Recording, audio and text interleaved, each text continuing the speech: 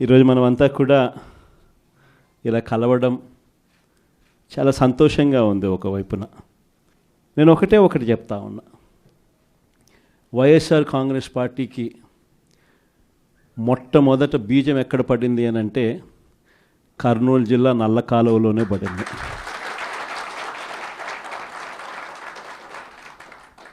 ఆ రోజు కూడా కేవలం ఒక మాట ఇచ్చినాం. ఆ మాట కోసం ఎందాకైనా కూడా పోయిన పరిస్థితుల మధ్య YSR Congress party ఆవిర్భవించడం, YSR Congress party ఈరోజు ఒక బలమైన పార్టీగా ఈరోజు రాష్ట్ర చరిత్రలో ఉండడం, దానికి బీజం కర్నూలు నుంచే పడింది. ఆ రోజు నుంచి నాతోనే అడుగులు వేశారు చాలామంది. ప్రతి అడుగులోనూ కూడా ఆ రోజు పార్టీ పెట్టిన రోజు నుంచి ఈ రోజు వరకు గమనిస్తే కూడా మన పార్టీకి ఎవరైనా కూడా సిద్ధాంతం ఏమిటి అని చెప్పి ఎవరైనా కూడా వైఎస్ఆర్ కాంగ్రెస్ పార్టీ ఐడియాలజీ ఏమిటి, సిద్ధాంతం ఏమిటి అని ఎవరైనా ఒక్కసారి కళ్ళు మూసుకొని ఆలోచన చేస్తే కంటికి కనిపించేది రెండు కనిపిస్తాయి. ఒకటి, విలువలతో కూడిన రాజకీయాలు చేయడం. రెండవది, విశ్వసనీయత అన్న పదానికి అర్థం చెప్పిన పార్టీ ఏదైనా రాష్ట్ర చరిత్రలో ఉంది అంటే అది వైఎస్ఆర్ కాంగ్రెస్ పార్టీ అని చెప్పి కూడా గర్వంగా చెప్తాం. నిజంగా ఈ రెండు పదాలే వైఎస్ఆర్ కాంగ్రెస్ పార్టీ నడిపించి, అదే మాదిరిగా ఒక నాయకుడిగా గట్టిగా ఈ సిద్ధాంతాలను నమ్మి ఒక నాయకుడిగా అడుగులు ముందుకు వేశాను. నాలో ఈ గుణాలను చూసి మీరంతా కూడా నాకు తోడుగా ఇన్ని సంవత్సరాల పాటు అడుగు వేశారు. ఈరోజు నేను ఒకటి చెప్తా ఉన్నా, రాజకీయాలలో గెలుస్తాం ఓడిపోతాం ఇది వేరే విషయాలు. కానీ ఈ రోజుకి కూడా ఖచ్చితంగా ఒకటైతే చెప్తాను, వైఎస్ఆర్ కాంగ్రెస్ పార్టీకి సంబంధించిన ఏ నాయకుడైనా కూడా, ఏ జెడ్పీటీసీ అయినా, ఏ ఎంపీటీసీ అయినా, ఏ సర్పంచ్ అయినా, ఏ వార్డు మెంబర్ అయినా, ఏ కార్యకర్త అయినా కూడా, జిల్లా స్థాయి నుంచి గ్రామ స్థాయి వరకు ఏ నాయకుడైనా, ఏ కార్యకర్త అయినా కూడా గర్వంగా కాలర్ ఎగరేసుకొని ఏ ఇంటికైనా వెళ్ళి ఆ ఇంట్లో చిక్కటి చిరునవ్వుల మధ్య వాళ్ళ ఆశీస్సులు తీసుకునే కెపాసిటీ, వాళ్ళ ఆశీస్సులు తీసుకునే పరిస్థితి ఏ నాయకుడికైనా ఉంది అని అంటే అది ఒక్క వైఎస్ఆర్ కాంగ్రెస్ పార్టీ నాయకులకు మాత్రమే ఉందని గర్వంగా చెప్పగలం. ఎందుకనంటే మనం రాకమునుపు రాజకీయాలు ఒక మాదిరిగా ఉండి, మనం వచ్చిన తర్వాత రాజకీయాలకు అర్థం ఇది అని చెప్పి తిరగరాసిన చరిత్ర ఏ పార్టీకైనా ఉంది అని అంటే అది ఒక వైఎస్ఆర్ కాంగ్రెస్ పార్టీకి మాత్రమే ఉంది అని కూడా గర్వంగా చెప్పగలుగుతా. మనమంతా ప్రజల తరపున వాళ్లకు తోడుగా నిలబడాల్సిన సమయం వచ్చింది. గ్రామ స్థాయి నుంచి మనం బలోపేతం, మళ్ళీ ఆర్గనైజ్డ్గా బలోపేతం జరగాలి. జిల్లా స్థాయిలోనూ, మండల స్థాయిలోనూ, గ్రామ స్థాయిలోనూ, ప్రతి స్థాయిలోనూ కూడా మనమంతా కూడా క్యాడర్ను మొత్తం ఏకం చేయాలి, ఆర్గనైజ్డ్ పద్ధతిలోకి తీసుకొని రావాలి. ప్రతి సమస్యలోనూ ప్రజలకు తోడుగా ఉండే కార్యక్రమం ముమ్మరంగా అడుగులు వేయాల్సిన అవసరం వచ్చింది. ఈరోజు జరుగుతూ ఉన్న పరిస్థితులు, విషయాలు కూడా మీ అందరికీ కూడా తెలుసు. రెడ్ బుక్ రాజ్యాంగంలో ఎలా జరుగుతూ ఉన్నాయన్నది కూడా మీ అందరికీ కూడా తెలుసు. చంద్రబాబు నాయుడు గారు అనే వ్యక్తి ముఖ్యమంత్రిగా ఉన్నాడు. మామూలుగా ముఖ్యమంత్రిగా ఉన్న వ్యక్తికి ఒక హుందాతనం ఉంటుంది. ఈ మనిషికి ఆ హుందాతనం లేదు. ఈ మనిషికి ఏదైనా కూడా తాను ముఖ్యమంత్రి కాబట్టి ఏ పదవైనా తనకే కావాలి, తనకు సంఖ్యాబలం లేకపోయినా తనకే కావాలి అన్న అహంకారంతో ఈరోజు చంద్రబాబు నాయుడు రెడ్ బుక్ పాలన సాగిస్తూ ఉన్నాడు. 57 చోట్ల జరిగితే 7 చోట్ల ఎన్నికను వాయిదా వేశారు. ఎందుకనంటే అక్కడ చంద్రబాబు నాయుడుకు గెలిచే వాతావరణం కనిపించక ఆ 7 చోట్ల ఎన్నికలు వాయిదా చేశాడు. మరో 50 చోట్ల ఎన్నిక పెట్టని పరిస్థితి, పెట్టాల్సిన పరిస్థితిలో, ఖచ్చితంగా పెట్టాల్సిన పరిస్థితిలో, ఎన్నికలు జరపాల్సిన పరిస్థితిలో జరపాల్సి వచ్చింది. ఆ వచ్చిన చోట్ల కూడా 50 చోట్లలో 39 చోట్ల వైఎస్ఆర్సీపీ క్యాడర్ తెగింపుతో గట్టిగా నిలబడింది. నిజంగా ఆ తెగింపు వైఎస్ఆర్సీపీ క్యాడర్ చూపించింది కాబట్టి చంద్రబాబు నాయుడు గారు ఏమీ చేయలేకపోయాడు. ఎంత దారుణంగా చంద్రబాబు నాయుడు గారు అనే వ్యక్తి ప్రవర్తిస్తూ ఉన్నాడు అన్నదానికి నిదర్శనం. ఎక్కడా కూడా చంద్రబాబు నాయుడు గారికి మెజారిటీ లేదు. ప్రతి చోట కూడా వైఎస్ఆర్సీపీ కోవిడ్ తర్వాత జరిగిన ఎన్నికలు, అంటే 2 ఏళ్ల తర్వాత జరిగిన ఎన్నికల్లో 2.5 సంవత్సరం 2.5 సంవత్సరం తర్వాత ఎన్నికలు జరిగాయి. ఆ ఎన్నికల్లో వైఎస్ఆర్ కాంగ్రెస్ పార్టీ స్వీప్ చేసిన పరిస్థితులు మనందరికీ కూడా తెలుసు. ఎక్కడా కూడా చంద్రబాబు నాయుడుకు బలం లేదు. బలం లేకపోయినా కూడా చంద్రబాబు నాయుడు గారు ఆయనకున్న అహంకారంతో ప్రలోభాలు పెడుతూ భయపెడుతూ విడిగా ఏ రకంగా చంద్రబాబు నాయుడు గారు రెడ్ బుక్ రాజ్యాంగంలో ప్రతి పదవి తనకే కావాలి అని చెప్పి తపన పడుతూ చంద్రబాబు నాయుడు గారు ఏ రకంగా చేశారు అన్నది మనమంతా కూడా చూసాం.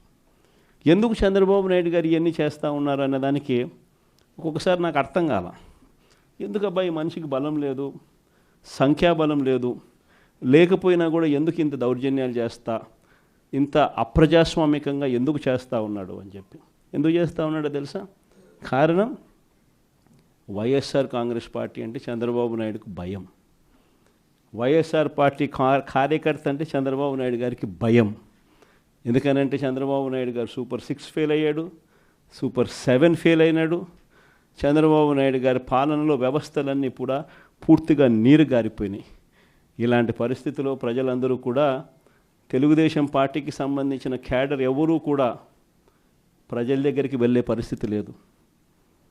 చంద్రబాబు నాయుడు గారి క్యాడర్, ఆయనకు సంబంధించిన ఎంపీటీసీలు కానీ, ఆయనకు సంబంధించిన కార్యకర్త కానీ ఎవరైనా కూడా ప్రజల దగ్గరికి వెళ్తే ఇంట్లో నుంచి చిన్న పిల్లలు సైతం క్యాడర్ను కూడా తిరగనిచ్చే పరిస్థితి ఉండదు. క్యాడర్ను సైతం, చిన్నపిల్లలు సైతం ఇంటికి పోతూనే మా 15,000 సంగతి ఏమిటి అంటారు. అమ్మలు మా 18,000 సంగతి ఏంటి అని అంటారు. వాళ్ళ అమ్మలు మా 48,000 సంగతి ఏమిటి అంటారు. ఇంట్లో రైతన్నలు మా 26,000 సంగతి ఏమిటి అని, ఉద్యోగం ఎతికే పిల్లలు మా 36,000 సంగతి ఏమిటి అని చెప్పి ఇలా ప్రతి ఒక్కరూ ఇంట్లో ప్రశ్నిస్తారని కనీసం క్యాడరు కనీసం ఇండ్లకు కూడా పోని పరిస్థితిలో చంద్రబాబు నాయుడు గారి పార్టీ ఈరోజు పరిపాలన సాగిస్తూ ఉంది. ఇలాంటి పరిస్థితుల్లో చంద్రబాబు నాయుడు గారిని ప్రశ్నించే స్వరం ఉండకూడదు అని రాష్ట్ర వ్యాప్తంగా ఒక భయానక వాతావరణం క్రియేట్ చేసే కార్యక్రమంలో భాగంగా ఇవన్నీ కూడా చంద్రబాబు నాయుడు గారు చేయిస్తూ ఉన్నాడు. ప్రజాస్వామ్యంలో ఎప్పుడూ కూడా మనుషులకు మంచి చేయాలి, మనుషులకు మంచి చేసి వాళ్ళ గుండెల్లో స్థానం సంపాదించుకొని, వాళ్ళ మనసుల్లో స్థానం సంపాదించుకొని ఒక నాయకుడు అనేవాడు పాలన చేయాలి. కానీ అలా చేయకుండా అధికారం ఉంది కానీ అని చెప్పి దురహంకారంతో ఏ నాయకుడైనా కూడా ప్రవర్తించినప్పుడు ప్రజలు దేవుడు ఇద్దరు కూడా ఖచ్చితంగా మొట్టికాయలు ఇస్తారు. ఆ మొట్టికాయలు ఎంత దారుణంగా ఉంటాయి అని అంటే చంద్రబాబు నాయుడు గారికి నెక్స్ట్ ఎలక్షన్లకు వచ్చేసరికి సింగిల్ డిజిట్స్ కూడా రాని పరిస్థితులకి ఆయన పడిపోతాడు. కాబట్టి ప్రతి ఒక్కరం నేను ఒకటే అడుగుతా ఉన్నా, అందరం ఐక్యంగా ఉందాం. మొన్న కూడా చూసాం, చంద్రబాబు నాయుడు గారు భయపడిచ్చే ప్రయత్నాలు ఎక్కువ చేస్తాడు. మొన్న రామగిరిలో మనం అంతా చూసాం ఏం జరిగిందో. రామగిరి మండలంలో 10 ఎంపీటీసీలు ఉంటే 9 వైఎస్ఆర్సీపీ 9 గెలిచింది. కేవలం తెలుగుదేశం పార్టీ 1 మాత్రమే గెలిచిన పరిస్థితుల మధ్య రామగిరిలో ఉప ఎన్నిక జరిగింది. మరి 9 గెలిచిన వైఎస్ఆర్సీపీ గెలుస్తుందా? కేవలం 1 గెలిచిన తెలుగుదేశం పార్టీ గెలుస్తుందా? ఎవరికైనా అర్థమవుతుంది 9 గెలిచిన వైఎస్ఆర్సీపీనే ఆ ఉప ఎన్నికల్లో గెలుస్తుంది అని.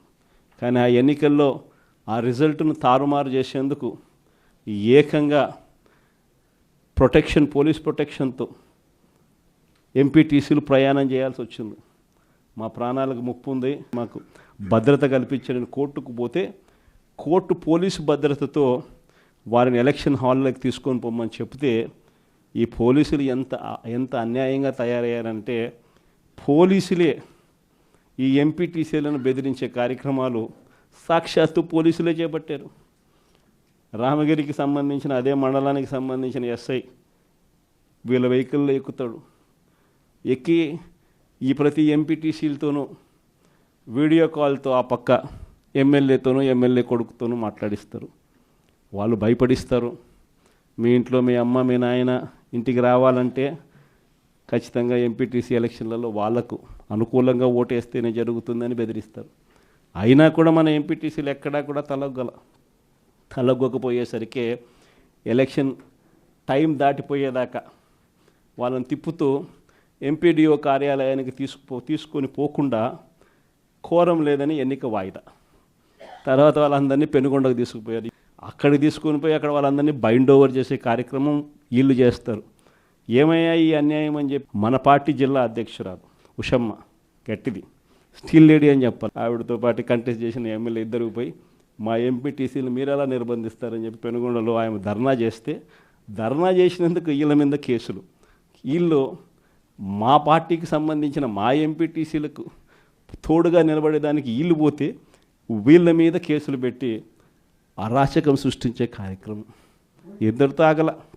మళ్ళీ రామగిరిలో మళ్ళీ ఎన్నిక జరపాల్సి వస్తుంది కాబట్టి భయానక వాతావరణం క్రియేట్ చేయడం కోసం అని చెప్పి లింగమయ్య అని చెప్పి మన పార్టీకి సంబంధించిన ఒక కురుబ నాయకుడు, ఒక బీసీ నాయకుడు ఏకంగా యాక్టివ్గా ఉన్నాడు అని ఆ మనిషిని కొట్టి చంపారు. నిజంగా ఆశ్చర్యం అనిపించింది, బాధ అనిపించింది. ఎందుకు ఈ రాజకీయాలు ఈ స్థాయికి దిగజారుస్తున్నారు అని చెప్పి. అరే మంచి చెయ్యి, సూపర్ 6 హామీ ఇచ్చినాం, సూపర్ 7 హామీ ఇచ్చినాం, పిల్లలకు చేయాల్సిన ఫీజు రీఎంబర్స్మెంట్ బకాయిలు పెండింగ్లో పెట్టాం, ఆరోగ్యశ్రీ బకాయిలు పెండింగ్లో పెట్టాం, రైతులకు అన్యాయం చేస్తూ ఉన్నాం. ఇవన్నీ సరిదిద్దుకొని మంచి చెయ్యి, ప్రజల మనసుల్లో స్థానం సంపాదించుకుంటే ఆటోమేటిక్లీ ప్రజలు ఓట్లు వేస్తారు. కానీ ఈ మాదిరిగా దిగజారిపోయి మనుషులను చంపే స్థాయిలో రాజకీయాలు చేయడం మొదలు పెడితే, దానికి పోలీసులను ఉపయోగించుకునే కార్యక్రమం చేస్తే వ్యవస్థలు ఎంత దిగజారిపోతాయి అని చెప్పడానికి పూర్వపు రోజుల్లో మనం అంతా బీహార్ గురించి మాట్లాడేవాళ్ళం. బీహార్లో ఎలా ఉండేటివి, బీహార్లో అలా ఉండేటివి అని. ఈరోజు బీహార్ గురించి మాట్లాడాల్సిన పనుల ఆంధ్ర రాష్ట్రం ఎలా ఉంది అని చెప్పి చూస్తే బీహార్ను మించిపోయిన పరిస్థితిలో ఆంధ్ర రాష్ట్రం కనిపిస్తూ ఉంది ఈరోజు ఆంధ్ర రాష్ట్ర పరిస్థితి. ఇలాంటి పరిస్థితుల మధ్య మనం యుద్ధం చేస్తూ ఉన్నాం. మీ అందరికీ నేను ఒకటే చెప్తా ఉన్నా, కష్టాలు శాశ్వతం కాదు. ఒక చీకటి వచ్చిన తర్వాత ఖచ్చితంగా వెలుతురు వస్తుంది. ఇది ప్రతి ఒక్కరం గుర్తుపెట్టుకోండి. చూస్తూ కన్ను మూసుకుంటే 3 ఏళ్ళు కూడా అయిపోతుంది. ఈ 3 ఏళ్ళు మాత్రం గట్టిగా తోడుగా నిలబడండి, నాకు తోడుగా నిలబడండి, ప్రజలకు తోడుగా నిలబడండి. ఆ తర్వాత మళ్ళీ వైఎస్ఆర్ కాంగ్రెస్ పార్టీ మళ్ళీ అధికారంలోకి ఖచ్చితంగా వస్తుంది. ఈసారి జగన్ 2 పాలన ఖచ్చితంగా జరుగుతుందని మాత్రం చెప్తాను. ఈసారి జగన్ 2 పాలనలో మాత్రం ప్రతి కార్యకర్తకు మీ జగన్ తోడుగా ఉంటాడని ఖచ్చితంగా చెప్తాను. కాబట్టి ఖచ్చితంగా ఈ 3 ఏళ్ళు ప్రజల తరపున నిలబడదాం, ప్రజల కోసం పోరాడదాం. విలువలు విశ్వసనీయతతో కూడిన రాజకీయాలకు YSR Congress party care of అడ్రస్గా ఎప్పటికీ నిలుస్తుందన్న సంకేతం ఖచ్చితంగా ఇద్దామని చెప్పి మీ అందరితో కూడా మనస్ఫూర్తిగా కూడా కోరుతా ఉన్నాను.